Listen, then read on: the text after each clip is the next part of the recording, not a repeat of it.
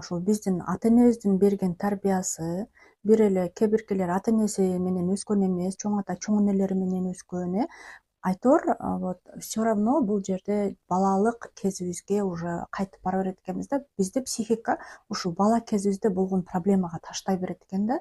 Себеби ал жерде көптөгөн энергия калып кеткен, ал жерде көптөгөн таарынычтар калып кеткен. Себеби биз азыр чоң эле адамбыз, чоң эле адамбыз, и биз как бы вроде бы түшүнүп атабыз. Ооба, ата энем туура эле кылган, ошол моментте мен өзүм жеткиргенмин, же болбосо ушул ситуация ушундай болуп калган, это произошло деген сыяктуу биз азыр ушул жашта вроде бы понимаем, аны түшүнүп атабыз, аны кабыл алып атабыз, но биздин бала кезибизде калып кеткен психикабызда ал ошол убакытта биз аябай катуу таарынганбыз да, аябай катуу капаланганбыз.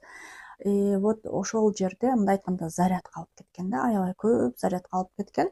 И ал жерде, значит, аябай чоң боль болгон да, аябай чоң оору болгон. И ошол жака бизди психика таштай берет да. Вроде бы жашап атабыз, жашообузда сонун бар жок жакшы, эми вроде бы күйөөбүз менен отношения налаживаться этип атат, эми вроде бы кайненебиз менен, балдарыбыз менен отношениябыз жакшы болуп келатат дагы.